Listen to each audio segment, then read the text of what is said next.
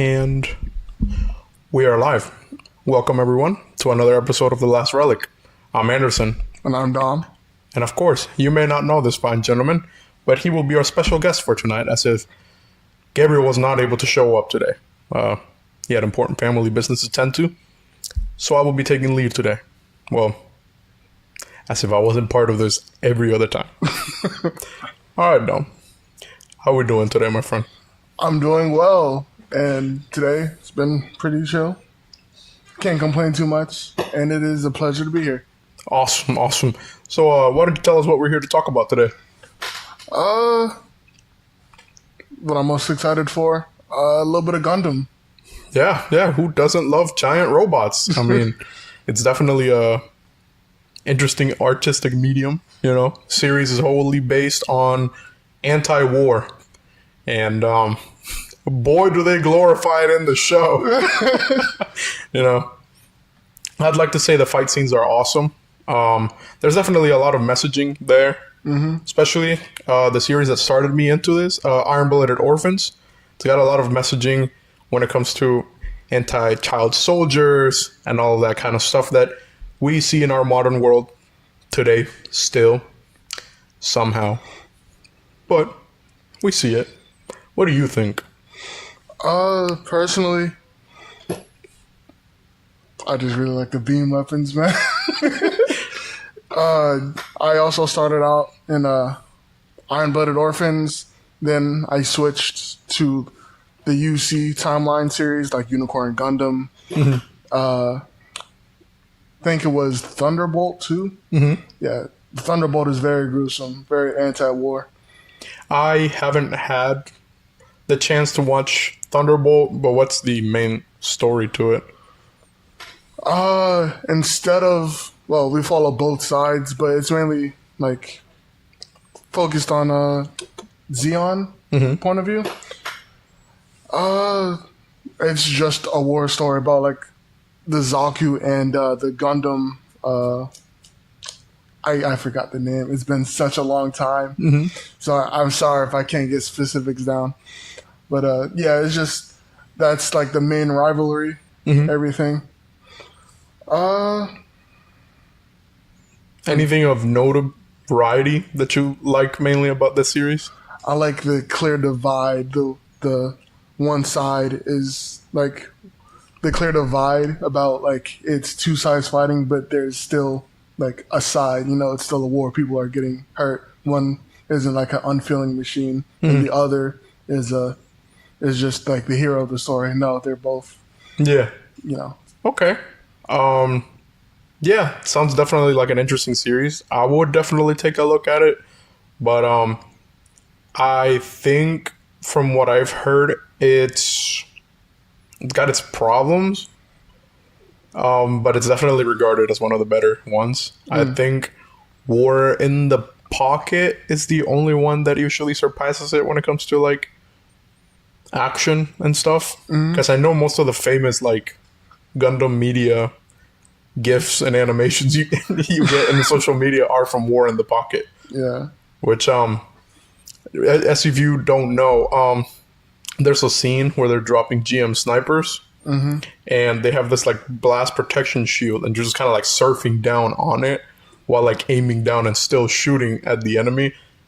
Epic scene, first and foremost. Saw it on YouTube on the worst quality I could ever see it in, but it was awesome, and I definitely want to see it. I think the other one that I've somewhat seen is Mobile Suit Team 8. I have not seen that one. Easiest description I can give it is like Gundams in Vietnam, like the Vietnam War, because they're all fighting in the jungle. It's just jungle the entire time. And the main team, I think it's for the Earth Federation. They have like 4 Gundams. They're very like low grade Gundams though. They don't have many upgrades, or at least right now in the series that I'm in, they don't have many upgrades. They're just kind of like a somewhat beefed up GM, but seems to have cool promise. Of course, there's beam weapons still in it. Yep. The Zaku still uses the regular ammo, so. And then I think you get to see a couple other Zeon suits in that show. I'm not too certain. But so what got you exactly into Gundam? A Discord friend of mine had like a profile picture. It was like around like one of the final battles of like the main like protagonist's faction, Tekiden, and I forgot the other faction. Oops. But Galahorn yes, for Iron Blooded Orphans. Galahorn. Okay. By the way, could you point the mic towards you? Yeah, I like got that. Yep. Because that kind of has to pick up your voice. I'm sorry about that. You're good, but yeah. But yeah, he had a profile picture. He introduced me to it. I started watching the first episode, and like I got to the point like where he took the mace, put it through like put it towards the guy's chest, and it like shot outward. And I was Oh yeah. yeah, that's like the like first scenes, and I hop back in Discord call like, hey, that was dope. Tell me more, and that's how I found out like there's more timelines to like Gundam and everything, and like I just been hooked ever since. So, out of the entirety of the suits you've seen, both in Iron Blooded Orphans and the UC timeline, is it right? Yeah, UC. Universal Central. Universal Century. Yeah, that's what it was. Which is your favorite? First off, I like the Iron Blooded Orphans timeline because it perfectly. Because you were telling me about this earlier, the coding that the Gundams have to like make beam weapons obsolete, and beam weapons are cool, but like ballistic, like giant shells, that's awesome. Yeah. Definitely when I watched it for the first time and I saw Barbados take out the bore gun from like under its arm, epic, and just boom, shoots it right through the chest of one of them, and then he just acts like, oh man, so that's what it does. One of my favorite scenes is Rebake Full City with the giant scissors, and he just like, as gruesome as it is, him crushing the guy in the chassis. Yeah, that's awesome. Yeah, I know. Yeah, honestly, a lot of the fights in Iron Blooded Orphans are like pretty well choreographed, especially for it being giant robots. I would say the only other time giant robots are choreographed somewhat well is in Real Steel. I don't know if you've ever seen that movie. Yeah, I watched the movie. I watched Real Steel. Yeah, I honestly liked it as a kid. I have not rewatched it in forever. But what was the name of the antagonist? The Nitro Zeus? No, that's from Transformers. It's just Zeus. Just Zeus? Yeah, it's just Zeus. Nitro Zeus. I don't remember a Transformers name being named that. It was it was Transformers. Yeah, Age of Extinction. Megatron is getting his crew. I thought that was The Last Night. It is. Is it The Last Night? No, it's Age of Extinction because K didn't have his gun sword yet. Oh, okay. Huh. Yeah, it's also been an eternity since I've seen those movies, so I definitely gotta go back. I mean, don't get me wrong here. The movies suck because they do. After the first one, steep fall off from quality for those movies. But who doesn't enjoy them, man? It's like awesome. Yeah. I somewhat hate Optimus's portrayal in those movies. I think the most Optimus you get, as close you can get to Optimus, is the first one for sure. Because he's not after blood the entire time. Yeah, that's like a after Transformers 2 thing, after he died. Yeah, pretty much. Oh, and man, in that forest scene, the battle during Revenge of the Fallen, that's awesome. You can't deny it. A 1v3, and he almost wins too. Yeah. Man, I hate Megatron. Boom. I honestly always wondered why they didn't bring back the Energon flail for Megatron. I think because They just gave him a sword. Yeah, I think because you remember like the big antagonist that was like Bumblebee and like the twins were fighting. What was it? What was his name? I honestly don't know what those two Decepticons are called. No, not this. No, it's like a really big Decepticon. They all form together. Devastator? Yeah, apparently it shut off a computer and like almost destroyed it. The computer was destroying itself as like it was being made for the movie. And I was like, and I guess like making separate weapons for like each of like the Transformers was easier than just like rendering like weapons that just come out of them. That's wild. So I think that was like why the switch happened. Yeah, because in the first movie, I remember Optimus's Energon blades coming out of his wrist and then turning into his hand. And then later on, he just like actually uses it as regular swords. And I think it's like the only piece of Transformers media where like Optimus's trailer actually like, I don't know, exists and doesn't just come out of frame and attach to him every time he goes into a vehicle mode. Yep. Man, yeah, that's crazy. I did not know about that, actually. That's a pretty fun piece of trivia. Yeah, it came up like I think a day ago. Yeah, apparently, like it was an interview, and like one of the like lead something. I'm so sorry. One of the lead something said, "Yeah, the computer almost died." That's awesome. Yeah, Man. Now, if they were to make a live action Gundam movie, how much would you enjoy that? it depends on what timeline. Because if it's like beam weapons, then well, my main concern is like all the CGI that has to go into it. Beam weapons, little like energy, anything seems like a little iffy. But like really big guns and like if it's like the Iron Blooded Orphans timeline, like just bunch of robots fighting with melee weapons, that seems cool. Okay.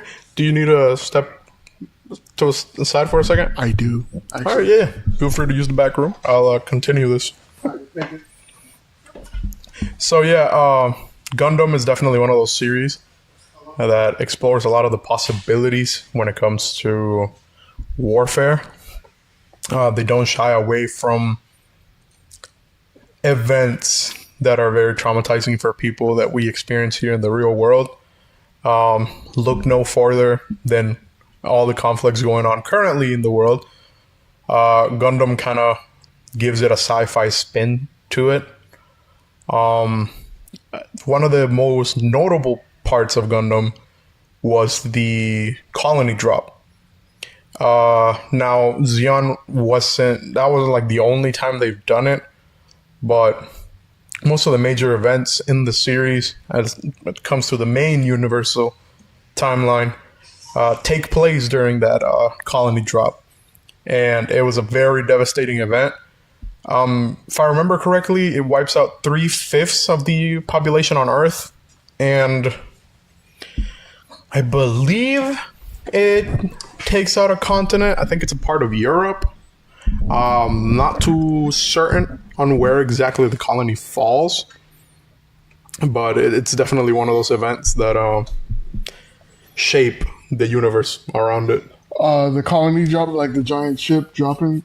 Yeah, I've seen clips of that. It looked brutal. You can fix yourself if you'd like. Don't interrupt. There we go. All right, yeah. You can bring the mic forward and then like move it around. Yeah, I thought it was fine like this. There you go. Yep.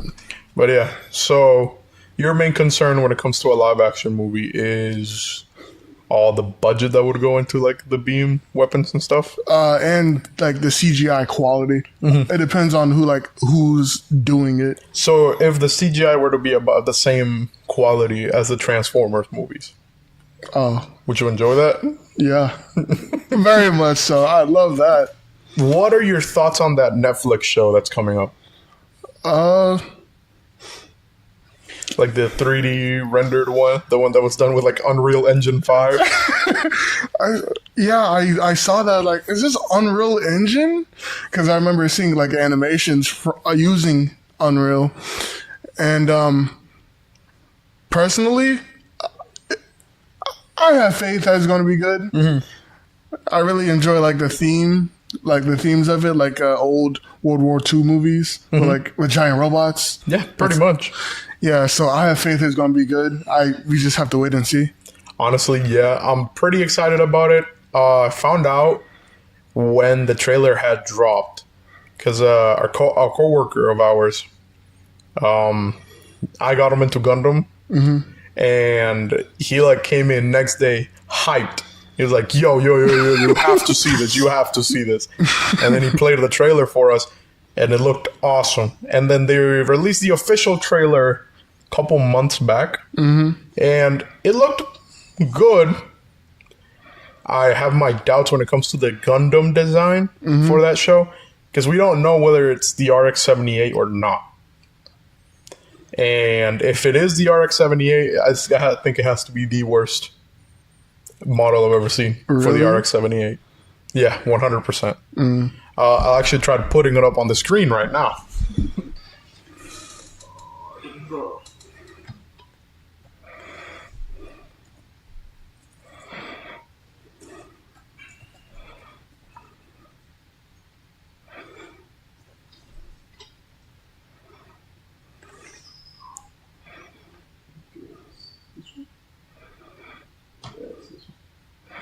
Let me see that. Yeah, I got it.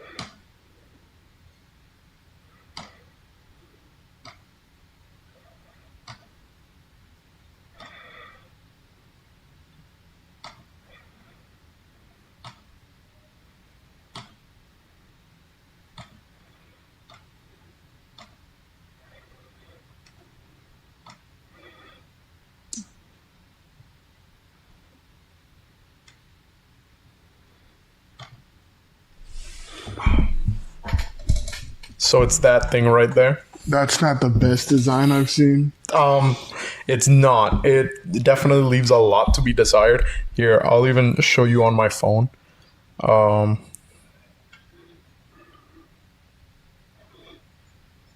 It definitely is missing a lot of the cool things that make the RX-78 the RX-78, which is that little blockiness that you usually see in the suit. This reminds me of Armored Core.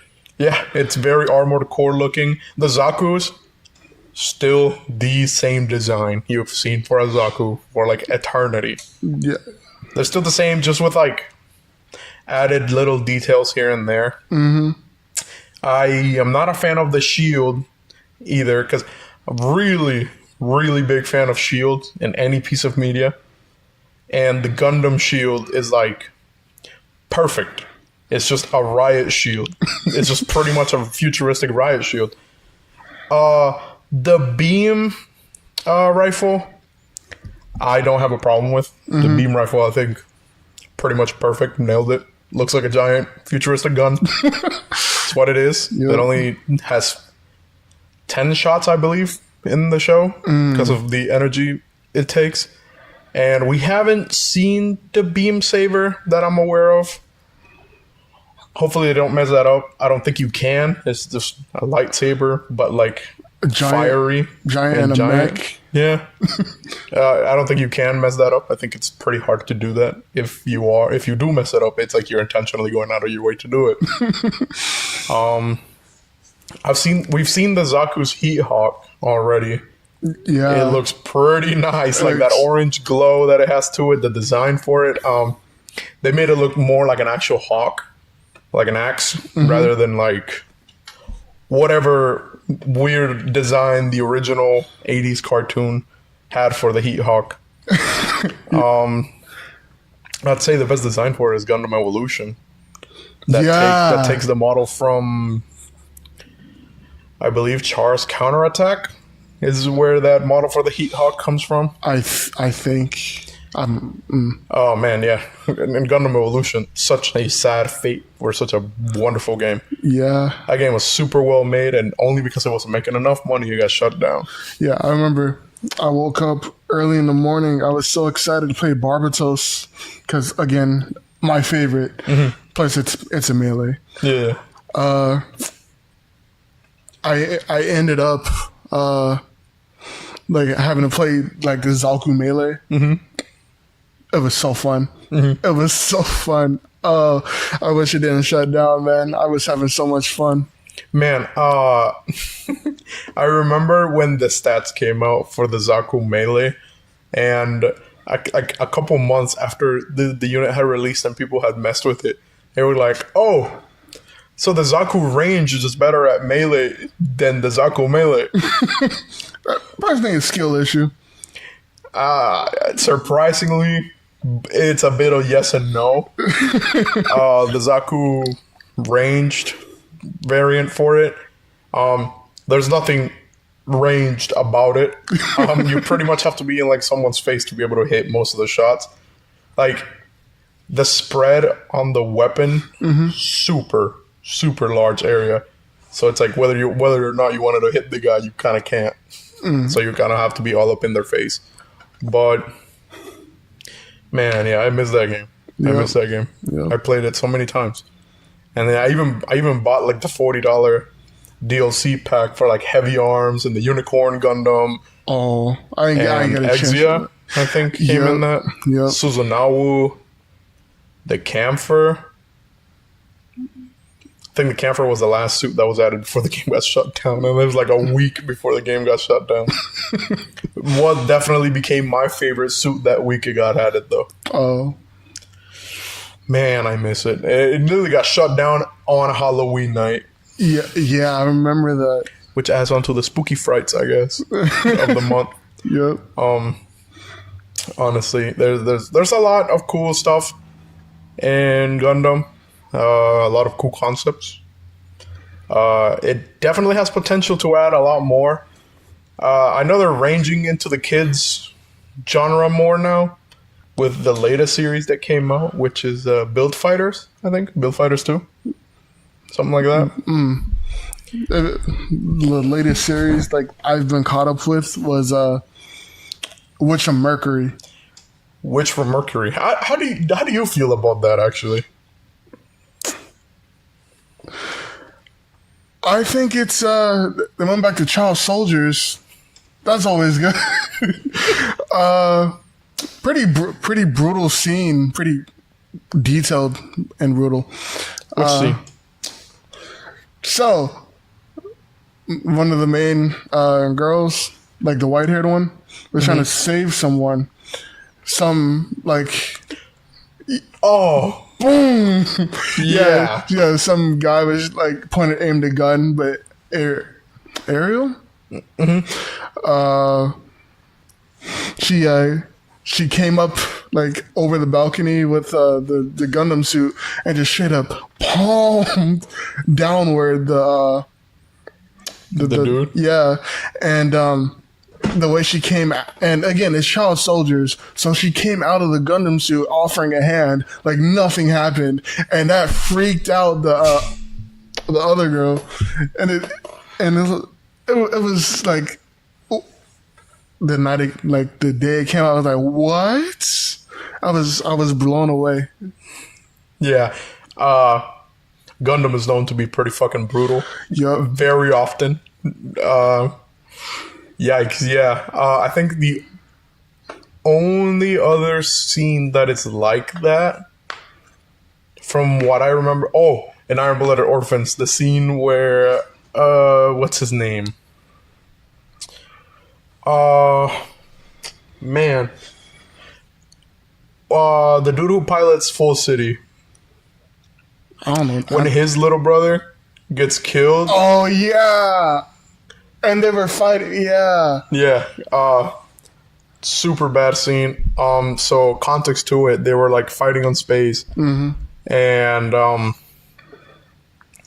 I think the suit that his brother gets into gets beat pretty badly. Mm-hmm. Can't remember by who. And then he's kind of like trapped in it, and it's kind of like crushing because he's kind of losing the oxygen and atmosphere in the suit, and it just like starting to crush him inside of it. The kid is like 8, 10 at most, maybe. Yep. And he's like offering his hand. And since they haven't seen each other for a long time, he like slaps his hand away and tells him to live his life, something along those lines. Mm-hmm. And then he just sees his little brother get crushed by the suit.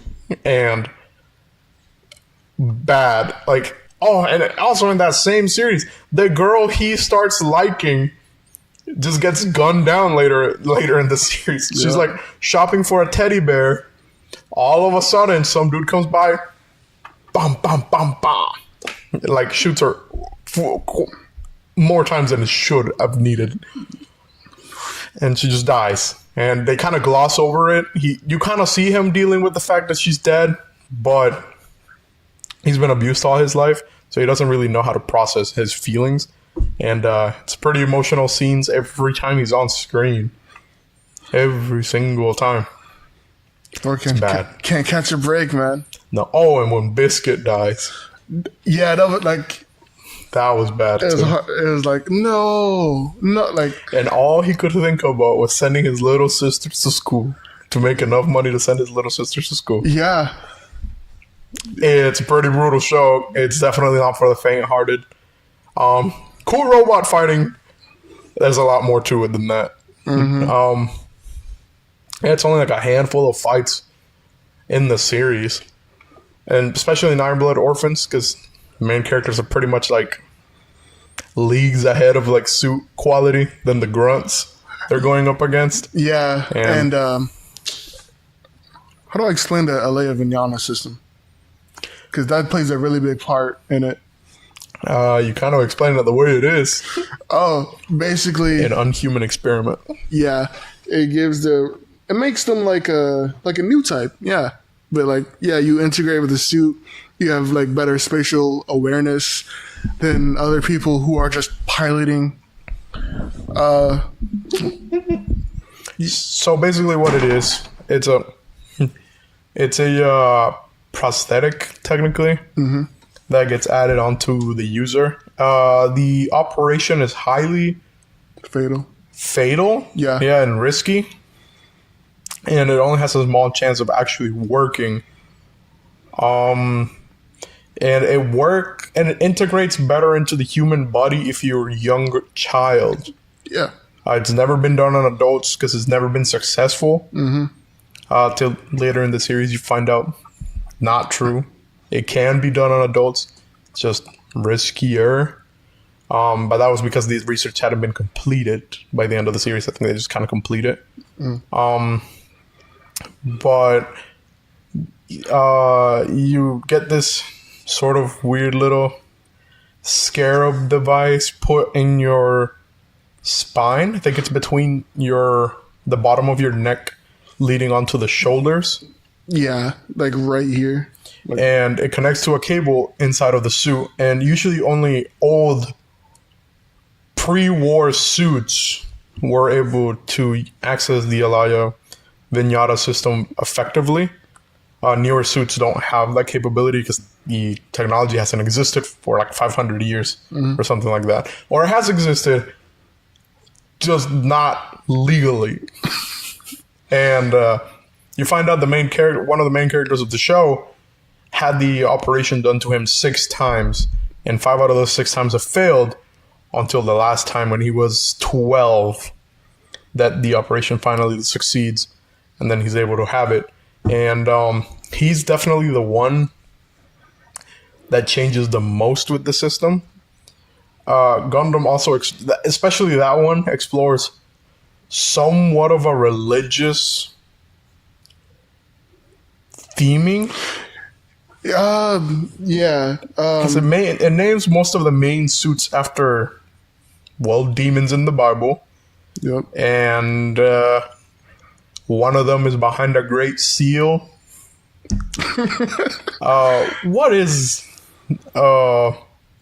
What's his name? The blonde dude. That's with Galahorn. Oh, yeah. I don't know his name. I just know he was like a really big antagonist. Yeah, I'm Bale, not good with names. I think his suit's name is Bale. like the demon. And the main character's suit is Barbados, as we've said. Also a greater demon, protector of the fifth seal, I believe. Yeah, pretty much. They're like stand-ins for the beginning of the apocalypse. Yep. At least from what the director has said about them. He said that there was an idea behind the namings of them. Mm-hmm. And I like how they explore that midway through the series. You're rooting for Tekkadan the entire time, right? Yeah. But until the end of season 1 is when you start to question really what they're trying to do. Because their motive shifted from wanting peace and freedom and to be left alone to now wanting to take more than what's theirs, really. Being kings of Mars and all that. It definitely takes 360, or not even 360, 180, because pretty much they're now seen as more of a antagonistic force as you start to explore. What is her name? The blonde girl in Galahorn. She pilots one of the Greys suits. I know who you're talking about, but again, I can't remember her name. It's also been an eternity since I've seen it. Yeah. But she starts to become more of the heroic figure in the series. She starts to get pushed on as more of the, pretty much the hero, as she's the one to defeat the White Devil of Tekkadan. Yep. Also, one thing, every Gundam suit in every series is always referred to as the White Devil, or the White Devil of something, or this and that. It's always some kind of demonic presence for the evil guys to kind of refer to it as. I know the manga for the original anime is leagues worse than the show is. Really? Because Amuro, main character, right? He has this dream, or nightmare technically, when he starts piloting the Gundam suit and he loses a fight. He starts having this dream of his mom being taken advantage of by a bunch of like Zeon officers, and they're making him watch as like somewhat of a punishment for losing the war. And it's a weird torture to himself that his own conscience is doing to him, because he's pretty much putting on his own shoulders that if for some reason the Earth Federation loses the war against Zeon, it'll be his fault that happens to his mom. It'll be his fault that the world, as he knows it, is gone. And I was like, whoa. and it's worse because the panel's drawn out. Like, you see it, and I'm like, yo. And it's not like detailed or whatever, but you see the silhouettes. Like, you can tell what's happening. And he's just mortified. Also, on the other end of the spectrum, you get to see what some of the Zeon grunts think about the Gundam suit. As of that point, before the Gundam comes out, it was well known that any mobile suit, only meant to have one eye. And when the Gundam comes out, there's one grunt that has like ADHD or whatever, or some form of like mental disorder, and he's like terrified of the suit because it has two eyes, and he sees them as like human eyes, and he's like, it's not natural. Suits are only supposed to have one eye. It's like looking into my soul as it kills the people around me. Crazy. Also, the artwork for that, insane. They really, it's not stated, but it's really captured in Gundam Thunderbolt when they do that. Yeah. And like, yeah, first episode, I'm pretty sure there's this Gundam like extra thrusters on the back zooming around, and it's a squad of like Mono Eye Zaku's, right? And you like the Gundam is like right in front of like the Gundam's face, right? With the beam saber, boom, arm gone, boom, gun destroyed. Puts its hand on its shoulder, I'm pretty sure, and it looks, and I can tell. I swear the Gundam looked at the camera and just jabbed like the beam saber into the cockpit, and it was wild. Like the first time seeing it. Yeah. Hold on. I'm trying to find the image of it, if I can even, because when I discovered it, it was all like on a Reddit thread, and I saved the images. I'm just not sure how long ago it was. But so can you think of another series that does that kind of theming better than Gundam, or another series that you're more interested in? Like theming as in like gotta get specific. Like, do you think Gundam is the most effective series when it comes to anti-war messaging? I have to really think about this. Anti-war.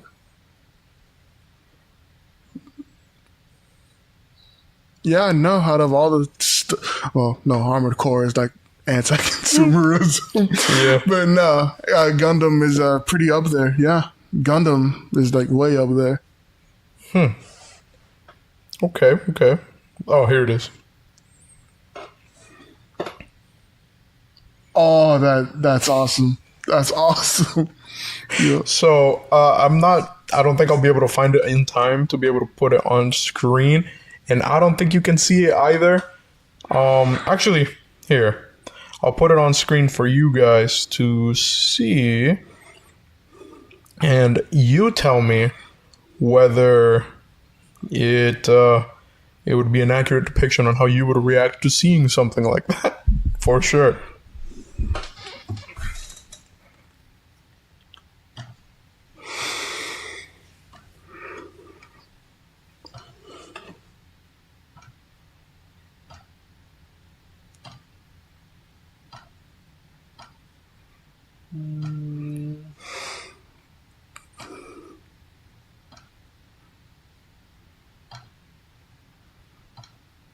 Okay, it's taking longer than it should have.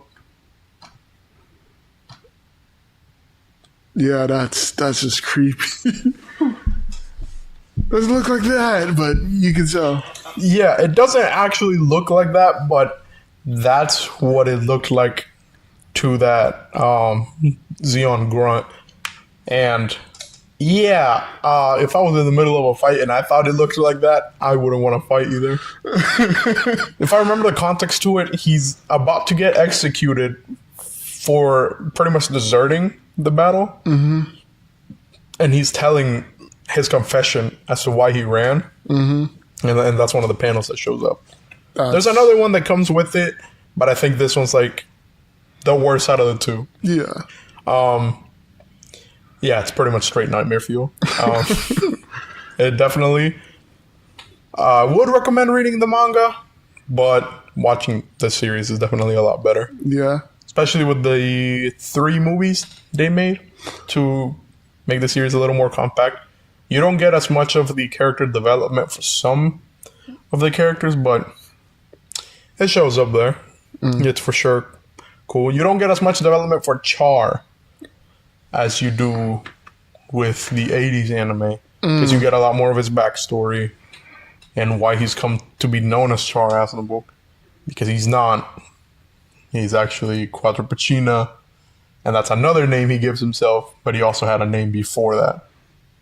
He kind of stole the real Char's identity to become Char Aznavour, but that's a completely different thing for another time.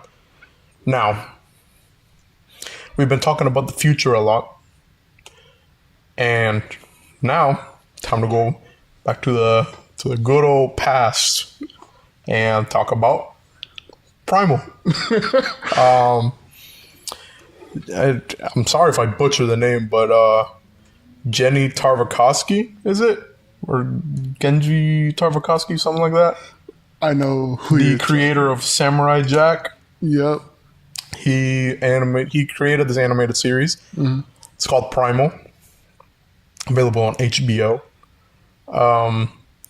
About this Neanderthal named Spear and a T-Rex named Fang. It's not by any means a scientifically accurate series, but it is awesome. At least in my opinion, it's awesome.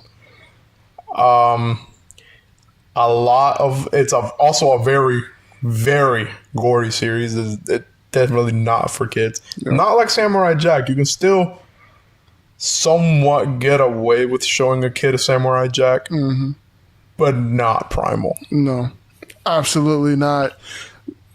Very bloody animation. It's gruesome, and a lot of fighting, and it's just wild. But that's why I love it, me personally. So, what exactly introduced you to Primal when you first watched it? When I first watched it? Yeah. Besides you showing it to me. Yeah. When I first watched it, like it was on Adult Swim or Toonami when it like first came out. Mm-hmm. And didn't really like much like look into it. I don't know why. I didn't know how much I was missing out until I watched it again because he showed me. But yeah, like the first time I got into it, it was like, man, there's some heat right here. Yeah. Favorite character, obviously Spear, because Neanderthal, simply better than everybody else. Mm-hmm. Can't talk, but you know, who needs to talk when you're that cool? Mm-hmm. Actually, yeah, I think that's one of the cool parts for me for the series is that it's able to do storytelling so well without a single line of dialogue. Yeah. And the only spoken dialogue you hear is in ancient Arabic, Celtic, and I think one other language. They didn't speak Egyptian in that episode, did they? Maybe. And then there's one episode that goes out of that. It's called the Primal Theory. Yeah, it's 19th century, something like that. Yeah, 19th century. It's somewhere in London, and it's like it takes place in his biggest estate. And for one, it's like a bunch of scholars together talking. Then I think the guy's meant to be like Spears' descendant. He's talking about the theory of how we evolve to our surroundings. And and to prove his theory, well, before that happens, inmate escapes the insane asylum and breaks into the manor. Starts murking most of the people in the house. Then later on, when it's like this old dude, he was like a boxer, and to prove his point, the descendant of Spirit didn't step in. Instead, he let the old dude, the boxer, just and the escapee go at it, and it's like it's well choreographed, and it's just funny because I'm like it's funny because like the second time watching it, because it's like, wow, you let him do all that, because mind you, he made a spear out of like a fallen tree that fell because of the storm. Like he turned that into a spear, straight up started fighting the inmate with that. The inmate was built different for some reason, straight up dodging bullets from muskets and everything. Like had 2 guns on his belt for what? Yeah. The episode, from what I remember fully about it, is the dude was supposed to explain how, yes, as humans, we have evolved to have a higher sense of conscience and knowing right from wrong. Yep. But in the most dire of situations, we will revert back to our primal instincts, Yep. which is fight or flight. Yep. And to prove that theory, not that he had anything in mind, but just so happens that, like he said, an inmate escapes the insane asylum. They're warned by an officer or whatever. They kind of dismiss him. And then I think one of the ladies that works in the manor gets killed. Mm-hmm. And they start investigating or whatever. And then the psychopath dude, built beefy. Like, that dude is stocky. I don't know what they were feeding him in that asylum. No way he got that big from it. But they armed themselves or whatever.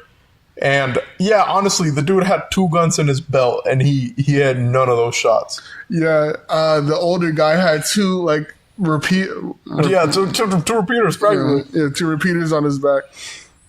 Not 1 shot was hit, I'm pretty sure. I think they graze him one time on the shoulder. Yeah, yep. And he shrugs it off. He pretty much shrugs it off. I don't think I would shrug off a shot from anything, really. I mean, nothing less for a nitro round than me, but that's just me. That's just you. Yeah, honestly, the show goes to great lengths on developing the characters without a single bit of speech. Yeah. Then again, how are you...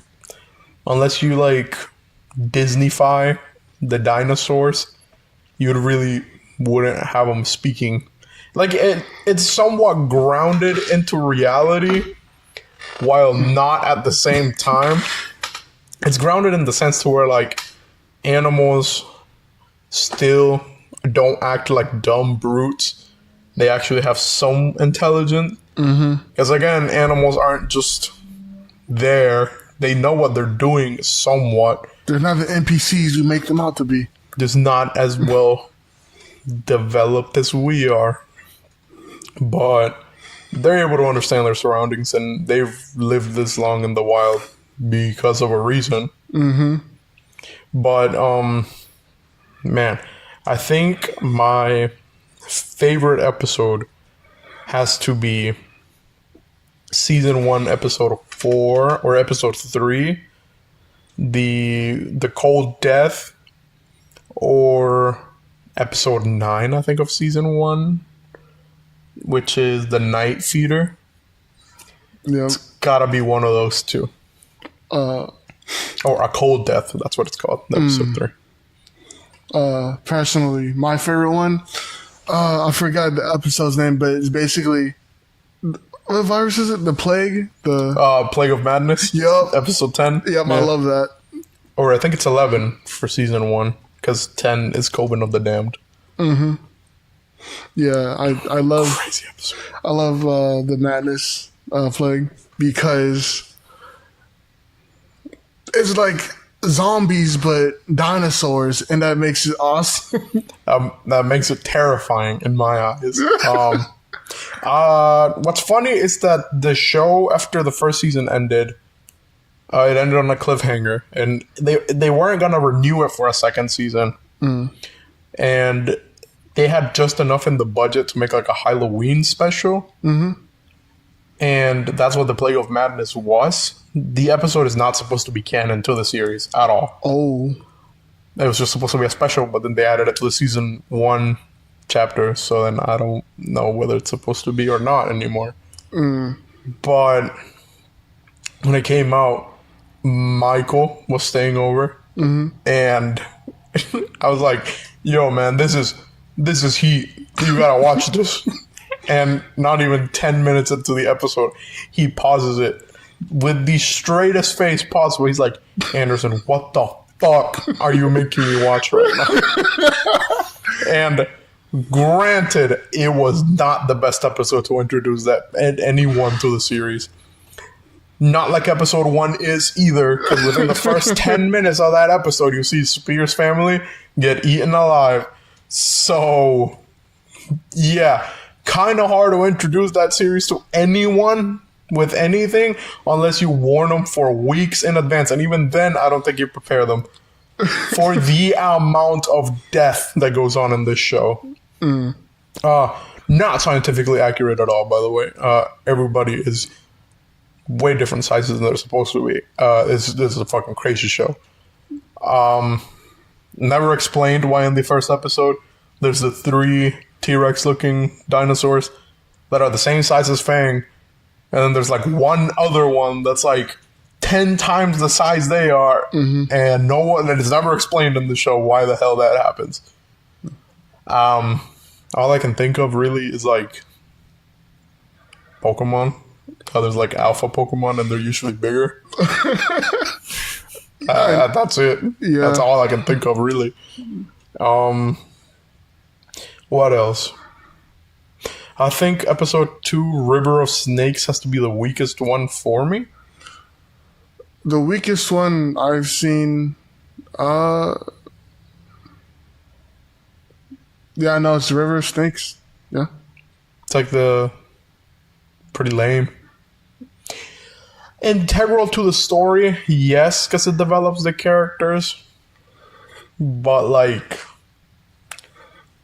I mean, they're just kind of like fighting the entire episode. Yep. It's just one of those episodes that are there to like, oh, they didn't like each other, they didn't know how to work together. But by the end of the episode, now they can. Mm-hmm. It's just kind of there.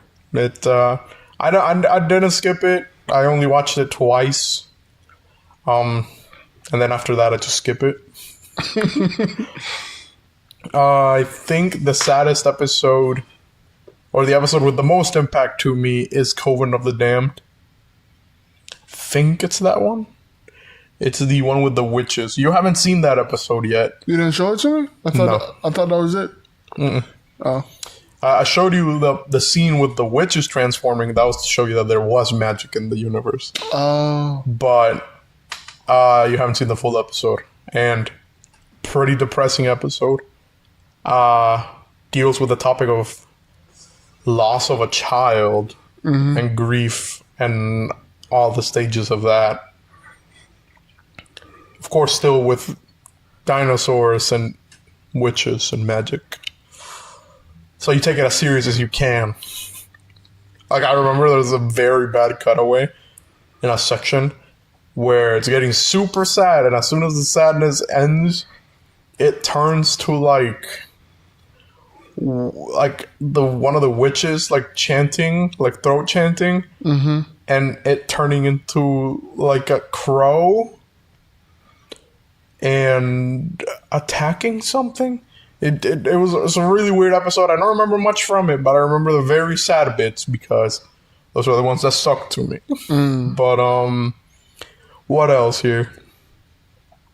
I think that's pretty much it. What I got to say about it, unless you got some other things to say about Primal. No, I just really enjoyed the show. Tell you what my favorite episode was. Yeah, I regret not watching it the first time around because of like how the animation looked. But yeah, it's really good. One of my top 10 shows like ever. So what are your top 10 shows? Ever? So, number 1. Hold on. I'm never gonna ask this. Hold up. Okay. I'm gonna give you like a unorganized top 10. The Boys. Okay. Alright. So you're a freak. I'm kidding. It's definitely up there for me too. Yeah. Soulja Boy, my favorite. Soulja Boy is my favorite. He's yours too. Yeah.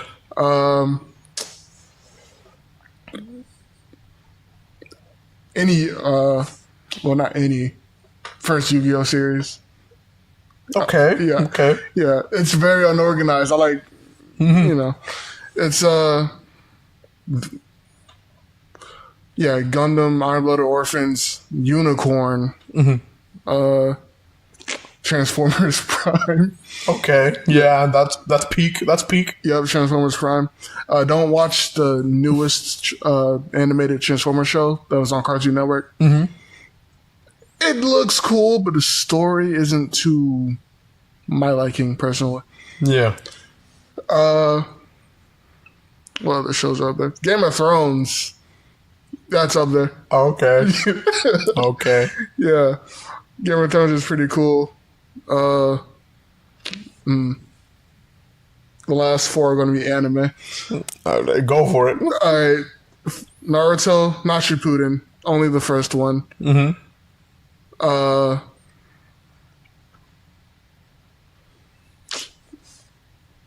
It's another mecha. It's another mecha. Hold up. What's it called? Evangelion? No. Oh, okay. Yeah, no, it's not. It's what is it called? Gunmetal? Gunmetal? Yeah, it's like obscure. Yeah, I thought you were gonna. I was honestly kind of scared of you, but you were about to say "Darling in the Franxx." Oh, you mean the allegory for intercourse? Yeah, that one. Yeah, no, I never watched that one. Okay, okay. I did. I don't remember jack about it though. It was definitely one of those pretty forgettable series. Yeah, it wasn't. I hated the concept of it. Monkey Kid, obviously. Monkey Kid is peak. Yep. Anything with Sun Wukong is peak overall. Speaking of Sun Wukong, Goku. I was gonna say that new game that's coming out in the month. Yeah, Black Myth Wukong. I can't wait for that. Dude, that game looks awesome. I honestly can't wait. If it comes to PC, day one, easy, day one. Day one. Yep. Straight up, a hole has formed in my bank account. Yep. Yeah, for sure. Last favorite show, Star Wars, Clone Wars. Clone Wars. I really like Clone Wars. Yeah, I would say that's number 10 for me for sure. Really? It's not higher up? Nah. What don't you like about it? Well, but not that you don't like about it. What's like the weakest aspect of it? The weakest aspect for me is somewhat of the lore breaking aspects of it. I think there's some things that shouldn't have been explored in the series when it comes to Anakin. Especially that the father, the daughter, and the son episode. I think we could have done with that without that episode for sure. It showed he was the chosen one. Yeah, and it showed him that he was gonna become Darth Vader, which, like, I guess it's kind of remedied by the fact that he kind of forgets about the event afterwards, but not really, because there's like some remnants of it in his mind. But it's like, I don't really like that. I only have like 2 real like episodes I like in that show, and that's Landing at Point Rain and the Umbara arc. And only the first episode of the Umbara arc. Oh. And maybe the last one, because seeing the clones go against each other, it's kind of cool. Yeah. It makes me wish we could have gotten something similar to the old Battlefront 2. Because there's a mission where there's a clone revolt in Camino. And they're like, I don't know, shooting each other. And it's just like Kaminoan clones. Just like in phase 1 armor. And you're still using phase 1 ranks and stuff. Like it's like stormtroopers. But overall, it's cool.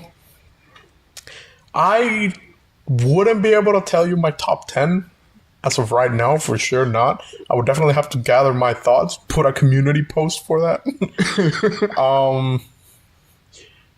But I would say, on the topic of Primal, you reminded me of the movie 10,000. Yes. I love 10,000. That movie was the one that made me question a lot of my knowledge of history. because when I saw the scene of the mammoths pulling the rocks, building like the pyramids, I was like, there's no way. There's no way that's real. And I thought it was all fake. And I think a couple days after I watched it as a kid, I went to the library with my dad for my drawing classes. And in the library, they had an ancient history book. And I was reading through it. I was like, okay, so when were mammoths born? Or till when did mammoths live? And it said certain time period. I can't remember off the top of my head. I was like, okay. So when were the Egyptians around? And that time frame fit exactly to when the Egyptians were there. Yep. I was like, no, this can't be. The movie's actually serious. Yeah, it's that was wild to me because you pointed that out. And it's wild. We still see their like bodies, like their carcasses in ice today. Yeah. And it's like crazy how close together like those like were, around. Yeah.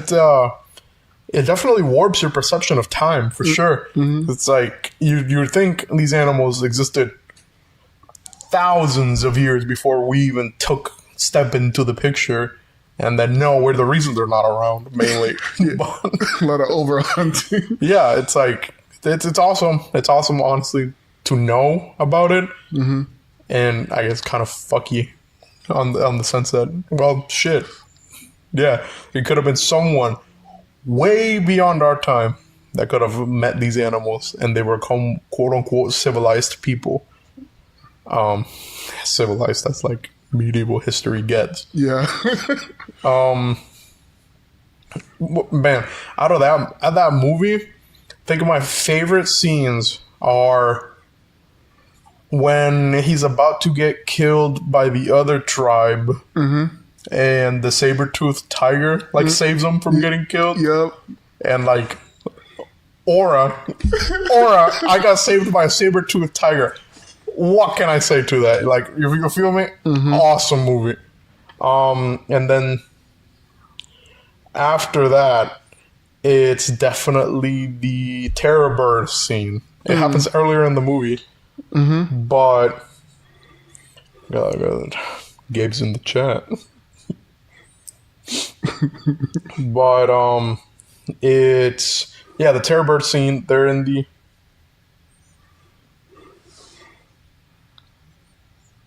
Let me see what he said. Oh wow. But they're like getting chased through the tall grass by the giant birds. Oh, obviously, awesome scene. Man. Yeah, I don't remember much from that movie. I think the last time I saw it was a couple years ago. And I think it was because my dad randomly found it on HBO, like the cable channel. And he was like, oh, I want to watch a movie. Just sat there, started watching it. He fell asleep, of course, throughout the movie, but I kept watching it. I also never understood the weird faceless dude, like the albino or whatever, that was like the leader of the Egyptians. It's like covered by like a veil. Yeah, I remember what you're talking about. I'm just trying to find a reason to tell you, but I can't. I don't know what his deal was either. Yeah, I don't get it. I don't get it. And then, man, how poor security worked for the Egyptians in that movie. Yeah. You mean to tell me you couldn't notice that thousands of slaves, like, piling up in one place talking? At all? It's wild. Yeah. And they're cave people. You're supposed to be advanced. Not that advanced. Not that advanced. It's a cool movie, though. Yeah. I would definitely have to see it again to give a more in-depth review of it. Yeah, definitely. But I like it. Yeah. It's definitely up there in my top 10. Not like my top 10 wasn't made up of like mostly documentaries, but whatever. Yeah. One thing I remember, I remember watching 10,000. It was like somehow popped up in like a list of movies my like granddad had, and I just remember popping it in like the DVD player, and I like just sat there and watched it. It was like weird because I was the only one like home, and B is like, you know, like why would mammoths survive like somehow in the desert because Egypt, everything. Yeah. Actually, I never even thought of that. Like at all. Like they seem a little too hairy to be native. I don't think they were. I think they were just brought there. Yeah. Man, what also found a funny coincidence. I was looking at a video yesterday about Far Cry Primal. Far Cry Primal takes place in the same year that movie takes place, 10,000 BCE. No way. And I'm like, so you mean to tell me Far Cry Primal could have gotten a DLC to fight the Egyptians? Beastmaster Takar fighting the Egyptians? I mean, I don't know what the hell the Fire Nation adoring people were supposed to be in Far Cry. I don't know what the hell part of the world they're supposed to be from, but cool, I guess. I mean, I'll be honest, I've never beat the game a single time. The closest I've ever gotten to it is like my playthrough right now. Oh. And I haven't touched that playthrough in months. I didn't even know you could upgrade the weapons back when I used to play it in middle school. I'm used to like watching like Far Cry anything on YouTube because how long I didn't have a console for that like long. Yeah. Yep. Yeah, and I got my PS4 the year 2015 when Battlefront came out, the first EA Battlefront. We didn't have internet. We didn't have Wi-Fi. So I used to play all like offline games. Yep. Far Cry Primal was one of those games that I put hours into, not knowing what I was doing. I remember I would try to fight camps with the suckiest gear in existence. Like you would still have the starter bow, the club, and then the spear, and like the brutes, dude, the super jacked dudes with the hammers and the saber-tooth skulls on them. Yep.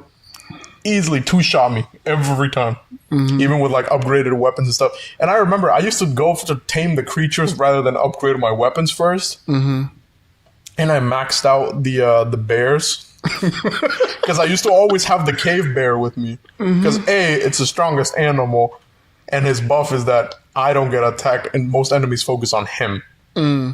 So it's like, hell, this bear can take on the brute.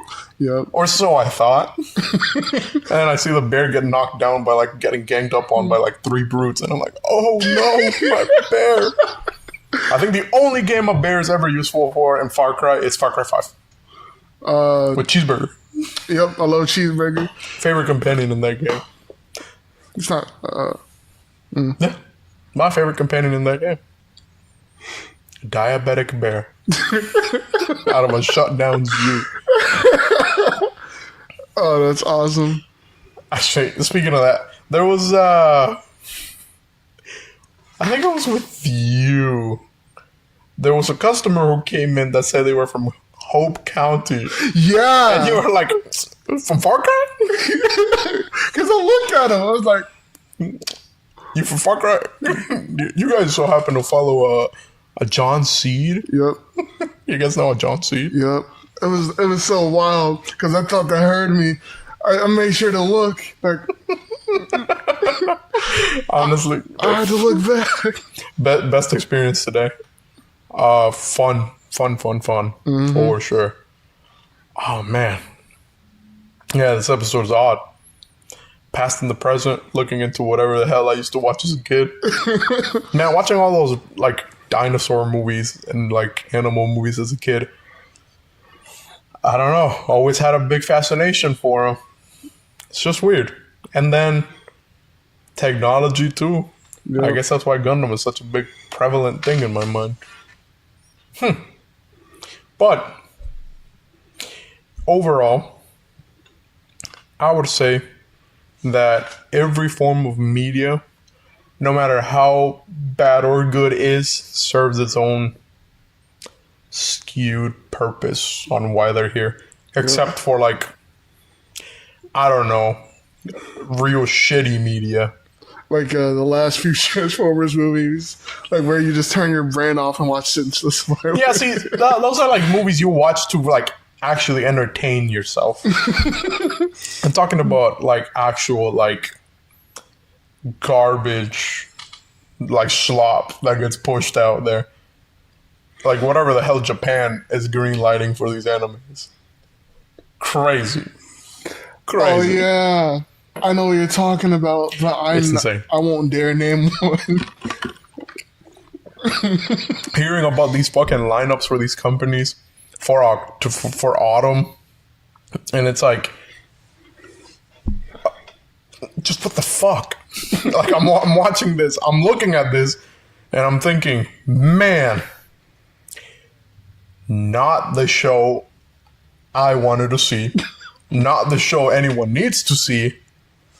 So who the hell is paying and greenlighting these things? I really want to know who the hell like funds these shows. And why gas stations in Japan have an 18 plus section in their stores. What? There's no way that's true. The only good thing that I've seen come out of Japan as of recently that contributes to the whole world is 7-Eleven going to revamp a lot of the American stores to have more of a greater food selection like they do in their Japan locations. Because people in Japan choose to eat out of a gas station than go to a place. Because it's cheaper. And you get to save money. Gas station sushi, like raises your immune 7-Eleven system. sushi. It raises your immune Yikes. system, bro. As of right now, if they were to put it right there, right now, I would eat that shit. That's like tapeworm and a half. Now, if they revamp the stores, maybe change the imaging a little bit. Because when you think American gas stations, that's not the cleanest environment. Hell, we got a customer who complains about having to pull dead bodies from his gas station bathroom because they overdose or anything. And like, I don't know if I heard a gas station say that they had somebody overdose in their bathroom, I wouldn't want to eat jack shit from there. I don't even trust the taquitos at most 7-Elevens, and the taquitos are badass. Yes, they give you diarrhea. I don't. Well, they do meat. We don't need to know that. But man, I don't trust gas station food. I would revamp all the gas stations. I think Gabe's still in chat. He's been watching this entire time, I think. Wait, where's he from in Brazil? Because someone came. Sao Paulo? Yeah, someone came in that was from Sao Paulo, and he. Yeah, that was cool. Yeah. Not a nice guy. Huh? Kind of a dick. Hey, see, this is your problem, Gabe. What the hell is this? Hiroshima? Hell yeah, I have. You have what? You have what? I don't even remember what the hell we're talking about, but you have what? That's crazy. I hate you. I hate you and everything you ever do. Slaves. Cool, Gabriel. Thanks. I would say Ben gave up the chat. He's gay and whatever. But man, yeah, today was wild. Definitely one of the conversations I didn't expect to have. Old and new. Yeah. Media, yep. Movies. What's a very obscure movie you used to watch as a kid? Obscure as in. Like, you don't know a lot of people who've seen it. Afro Samurai. Okay. Samuel Jackson plays Ninja, bro. You know, His imaginary friend. I don't know. Okay. What's the movie about? All right, so the gods made 2 headbands. Number one, if you have the number 1 headband, you're God. If you have the number 2 headband, you can challenge him, but you're going to be challenged by everybody else who wants it. It follows Afro, who has the number 2 headband, who's going to go fight the guy with the number 1 headband. This dude named some obscure, and he has like a third arm that he shoots, and he uses a gun, and he's like a cowboy. Okay. Yeah. It's not for kids. Yeah. Oh, how old were you when you watched this movie for the first time? 18. Oh, okay, so that was pretty. I meant as a kid. Like a movie you watched as a kid. Oh no! I knew about it as a kid because it was like because I like seen like little Afro holding a sword, and like his dad, who was like the number 1 samurai until he died. Mm-hmm. Yes, Afro had like his dad's skull with the number 2 headband on it. Yeah. It was like, what is it? I asked my uncle, hey, what's this? Like, oh no, go in there. Well, shit, when you're going show to show with a homie and he pulls out some real obscure shit, man, the most obscure movie I ever watched as a fucking kid was Disney 2003 Dinosaur, and nobody's ever seen that fucking movie. And now you mentioning this is like, well, who the hell is watching? It's like a game about it. What game? For what? The Dreamcast? Probably, yeah.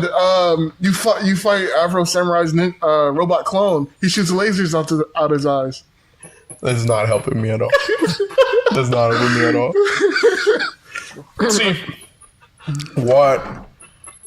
Damn. It sounds like it's in the same category as Kung Pao. That one movie, it's like a white dude who's like learning karate and he fights the cow or whatever. What? Okay, that's also an obscure movie. It just sounds like one of those parody movies. Like Scary Movie, a disaster movie, I think the other one's called. 300, I think is the one that's ripping off like 3000. The movie is the Spartan movie. Spartan movie is 300 because 300 men versus the Persians. So then I don't know what the hell the parody one is called, but they got like Megatron or whatever. It's super fucking weird. It kind of sounds like just a mad skit. That's what that movie sounds like to me. Like, you've seen Mad, right? Oh, I feel super fucking old. You have not seen Mad? No. Like, not even Spy versus Spy? That's where that comes from. That's where that comes from. Yeah. Well, their whole shtick and deal is they parody anything and everything. Doesn't matter what it is. If it has the potential to be funny, it's gonna be parodied. They parodied every movie star. I think even the Queen of England got one at one point because of something that happened. I know her son Prince Charles got a bunch because he's like not the best. Is it like Meat Canyon before Meat Canyon type? Kinda. It just aired in Cartoon Network. Yeah, I know exactly. Regular Cartoon Network. Yep. I know what you're talking about now. The one I was super scared of as a kid and used to see pretty often reruns of it was the one. It's like Bambi. It's like supposed to be ripping off Bambi, and like you know how his mom dies in the movie, right? Mm-hmm. She comes out like a zombie in the skit, and she like kills the hunter. And, like, you hear it all, but you don't see it. And it's like... I was, like, 8 years old when I discovered that show. And I was like, what the fuck? And at that point, I didn't know Robot Chicken was a thing. So when I saw Robot Chicken, it was just Mad, but for adults. Because now I had cursing, and now I had sex, and all those topics that are specifically for adults. Yep. I think the movie 10,000 gets ripped off in Robot Chicken and Mad. I think both of them make fun of it. I know Madagascar gets made fun of in Mad. Yep. I don't know about Robot Chicken. I know Robot Chicken makes fun of Star Wars and Toy Story. Mad also did something similar to that. But it was like some really obscure actors just there. And every time they would rip on an actor, it would just be like a cutout of like their most latest picture they would have. And then like a drawn on animated mouth for them to talk. Yep. And like eyebrows and stuff. Sounds about right. Really obscure show. Someone loved it as a kid. Like, I'll show you after we're done here, but it had its problems. It's one of those obscure pieces of media that I don't recommend anyone see. It's fun. Mm-hmm. Yeah, I know it started off as a comic strip in like newspapers and magazines. It started as a newspaper. It didn't get accepted on very like international release. And then it got its own magazine, and somehow it got passed that way. And then they got turned into the show in 2010. Mm-hmm. And it ran for 4 years, I think, till 2014. I think. And then it got shut down. Mm. I think it's somewhat for the best. It would definitely... It is straight up brain rot. Yep. With a little more care to it. It's straight up brain rot with somewhat of an informational thing in there. Mm-hmm.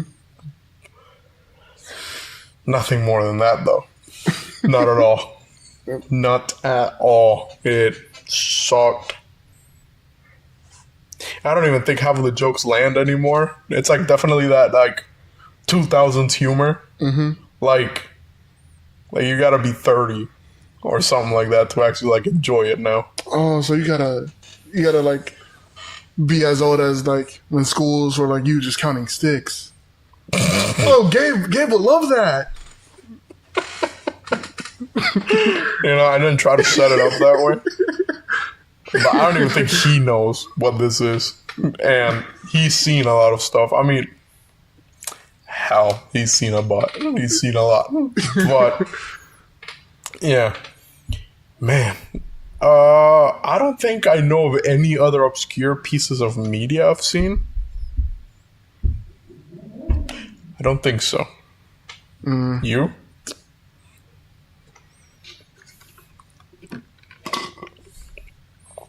Like an anime comes to mind, but I dare not say its name. You know what it is. Boost. Okay. Yep. Sacred Gear. Okay. Yeah. Okay. Awesome. Yep. Huh. Well, aside from that, I don't think I got anything else worth mentioning. You got anything else? Not really. Yeah, I enjoyed my ride so far. I'm pretty good. Well, this has been The Last Relic. Thank you, Dom, for being here today. And thank you for sharing your interesting stories and oddities of your childhood. I hope to see you guys on some other episode. Hopefully Gabriel will be back for next one. Hopefully I'll be here. And you guys have a wonderful rest of your night.